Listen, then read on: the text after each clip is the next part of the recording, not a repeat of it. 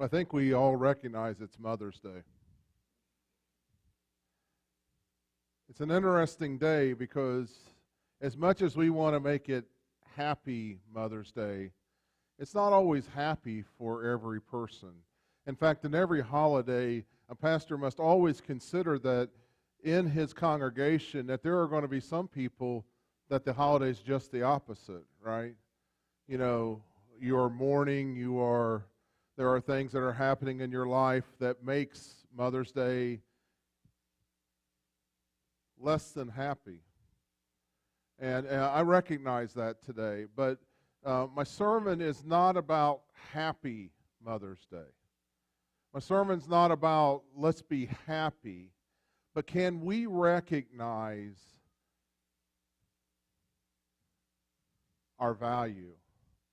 And I think as parents, if we can speak in a more generic term for a minute, I think one of the most difficult things as a parent is to recognize your value as a parent, to recognize what your value is. And I would suggest to you that many times that we struggle with the word value.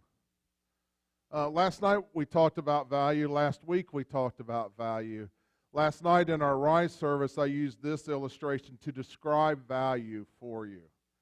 This bottle of water at Sam's was 7.2 cents a bottle. Most of us probably could scrounge up 7 cents from somewhere to get a bottle of water. We would say that it had little value. But you take this same bottle and you march it out into the Sahara Desert, and you hand it to a person that has not had water, who is dying of thirst, and this water becomes something completely different. It's no longer worth 7 cents. In fact, I don't know that you could put a number on it. In fact, it would be, if you were getting a bidding war, you would get a lot of money for a half-drunk bottle of water, which you wouldn't even drink if you were here today. You would not drink after my spit, right? I mean, but somebody would pay me in the Sahara Desert if they were dying of thirst, $1,000. I'll give you $1,000 to drink that water.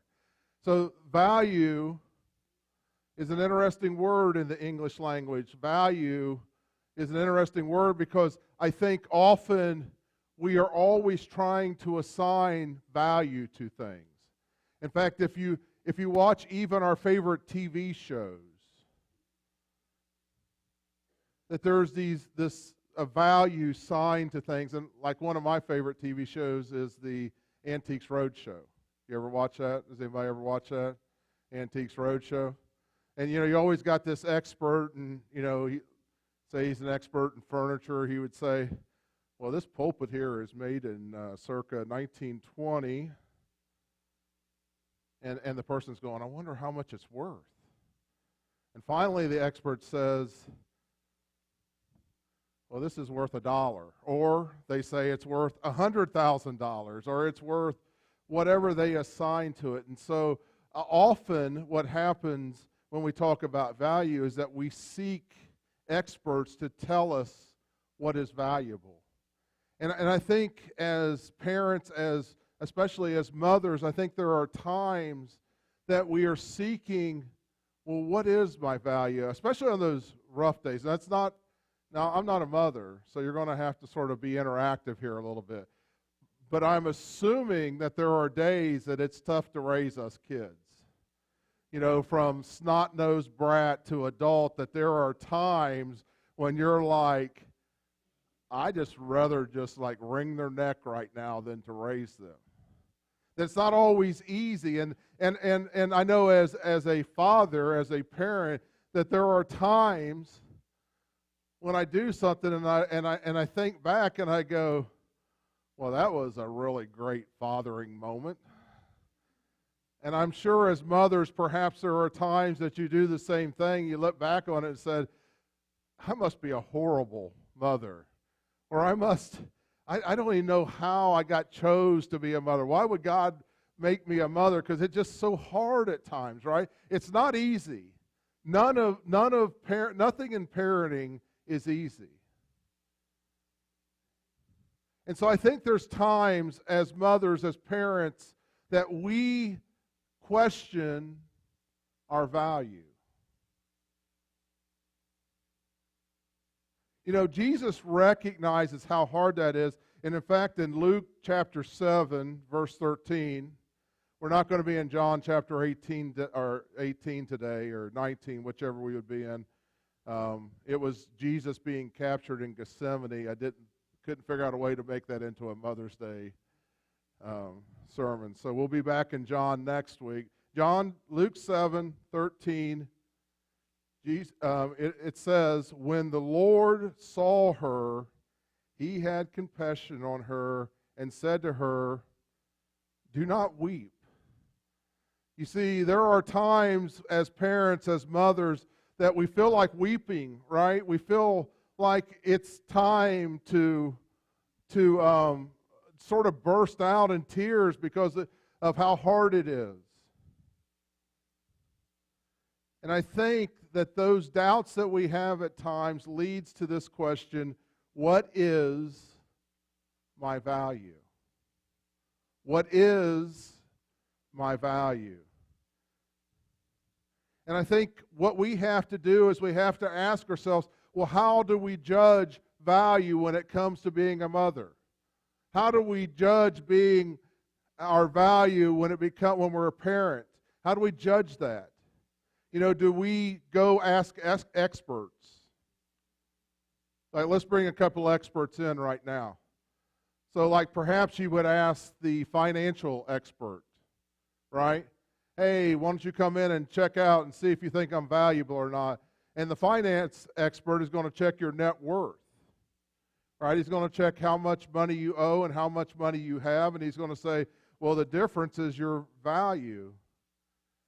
But he misses the love in your heart, and he misses the way that you nurture, and he misses the way that you are with your children and with your family and all that you do, which cannot be monetized.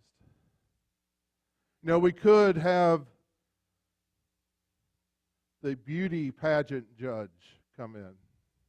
You know, this world wants to look for good-looking people to give them value. For some reason, if you're good-looking, somehow you're more valuable than the rest of us homely-looking people. None of you are that way. I was just including myself here. You know, if you're good-looking, there's a value to you. So the beauty pageant judge would say, well, I'm going to look at you by your beauty and by your talents. But they miss how much you work toward helping your children, helping other people around you. And they miss the value of that. You know, and I think a third one that we get into often is that we may allow the internet to be an expert in our lives. You know, we allow social media that we see the perfect moments in people's lives. You know, you don't put on, typically on Facebook, you don't put the disasters. You put on, look how great my child is at the moment, right? And sometimes that sends a message to other mothers that says, you must live up to this perfect value. That there is this ideal state that you must be in. Or we read something on the internet that forgets about reality and says, well, you should treat your children this way and they're going to respond this way. Now, I'm not going to ask you to raise your hands, but I would guess every parent, every mother that has thought that their child would react one way has been surprised when their child, well, maybe not surprised, is when their child is the exact opposite of what you're wanting them to do. Maybe we shouldn't be surprised at times because we did the same thing when we were children, right? But the value, now we're not going to have any lying in the congregation, right?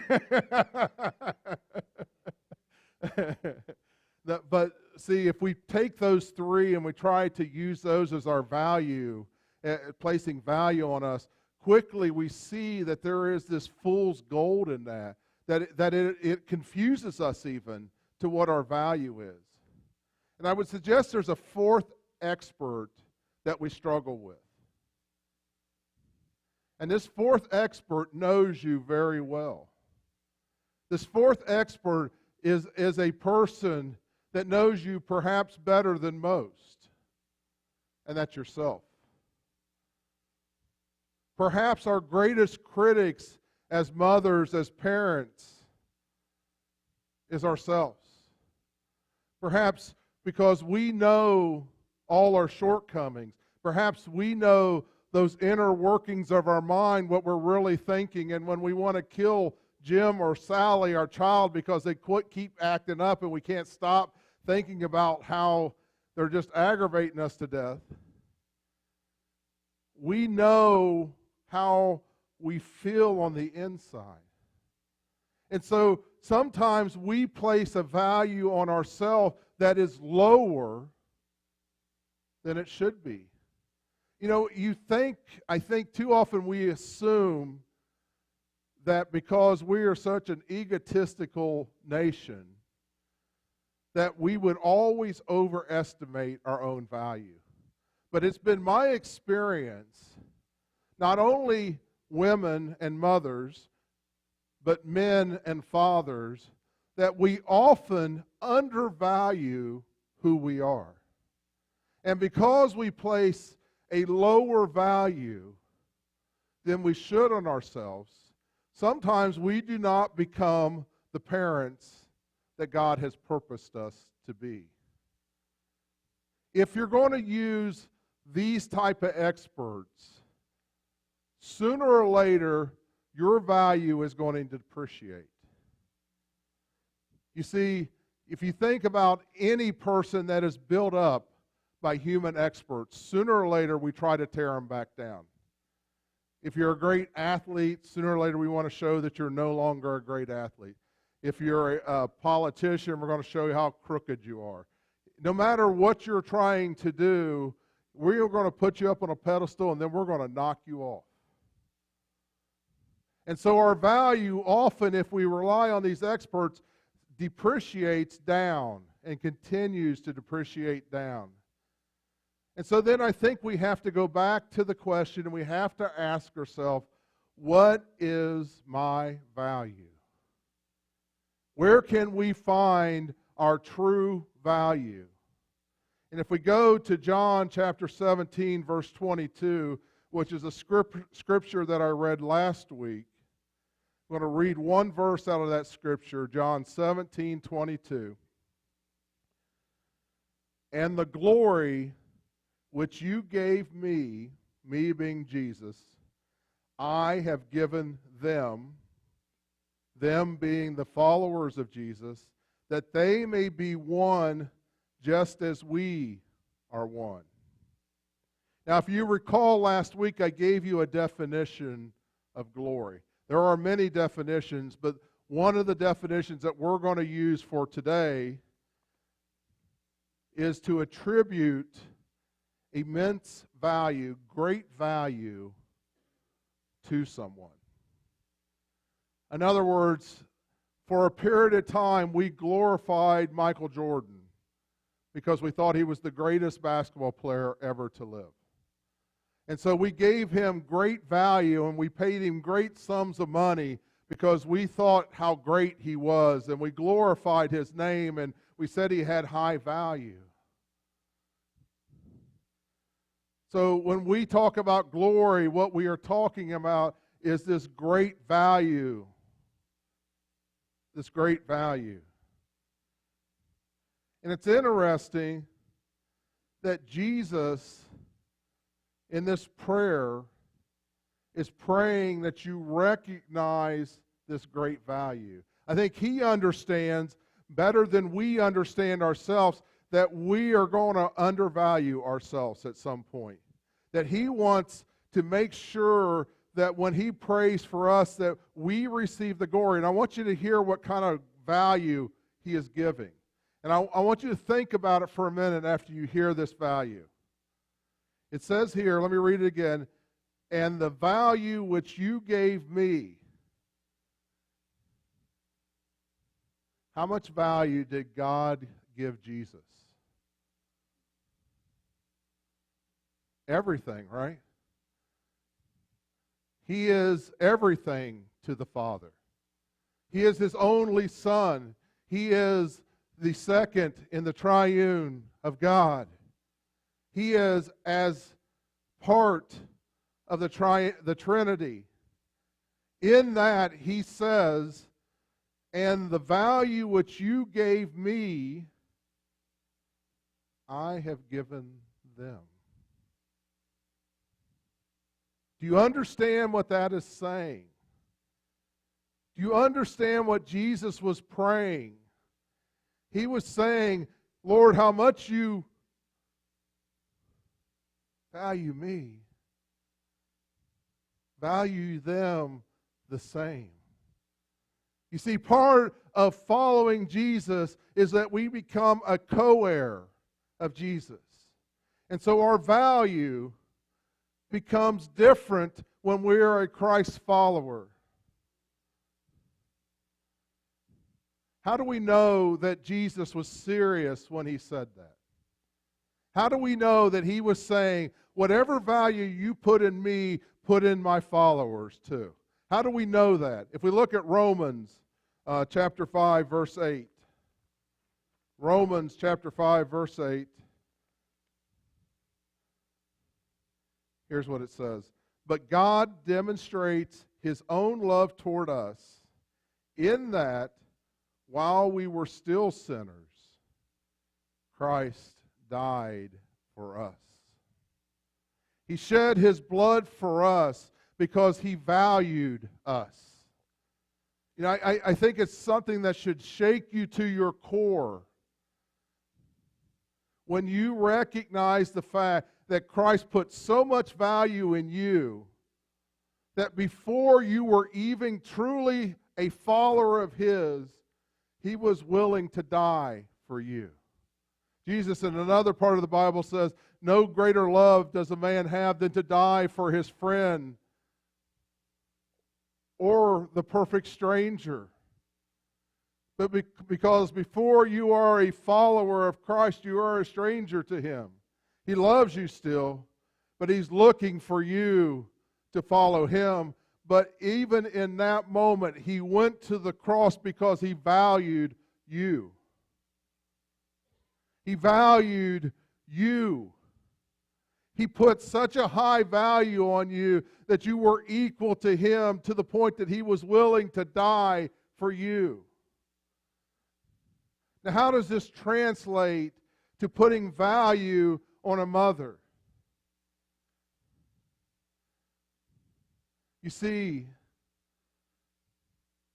God also chose you as a mother to be a mother. He valued you enough to bless you with being a mother. We can make jokes about being parents. We can make jokes about how they drive us crazy. But the reality of it is that we all believe it was a blessing. We believe it was a blessing. And what the blessing is that God said, I value as a mother to take care of these children. I value as a mother to take care of this family. I value as a mother. And thus, there alone, if no other reason, then we should value mothers because God has put a great value upon them. We should protect mothers because God has put a great value on them. He has stamped them with such a high price. The only price that could be paid was Jesus Christ's blood. Because he wanted our families to have these valued mothers. This may not be a traditional Mother's Day sermon. I don't know. But I will tell you this. Typically, when we miss this point, we make mistakes spiritually. For example, and I'm going to use a car that I wouldn't use in the past, but there's people in this audience will understand the car. If I was driving a Tesla, or if I was driving a classic car, if I valued that car a lot, I wouldn't park it in certain places. I wouldn't drive it in certain areas, potholes, or I may not even drive it in the rain because I valued it so much. And because I value that car, I treat it differently. And I would suggest to you, often we do not treat our motherhood differently. We do not treat our parenting differently. We do not treat our lives differently because we don't realize the great value God has put in us. We don't see ourselves as valuable. We don't protect ourselves because we are valuable.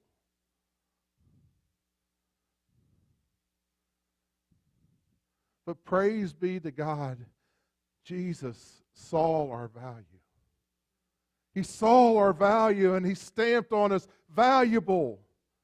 And I put on our rise service last night, what God deems valuable is valuable. You can't take that away. What God deems valuable is valuable. When He says you're valuable, you are valuable. The only way you make yourself depreciate is if you don't believe Him. If you don't believe that you're valuable. What this church is trying to say is that Christ has made me valuable. And because I feel this value, I want you to feel this value too. I want you to understand what God has said, that He loves you and He appreciates what you're doing. And if we understand this value, if we understand what God has placed as a value on our mothers, cooking breakfast for them is not enough. It's the only way this church has figured out to try to say thank you. Giving flowers is not enough. It is one of the ways we have tried to say we really see a value in our mothers.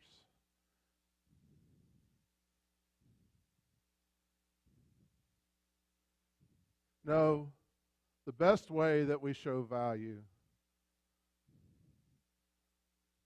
is that we accept the value of Christ in us. That when our mothers recognize that we see their value, and because Christ has given them value, we then should respond by saying, oh, I see the value God has put in me. And I'm going to live a life that honors God, that honors that value, because my mother, my father, has shown that value to me.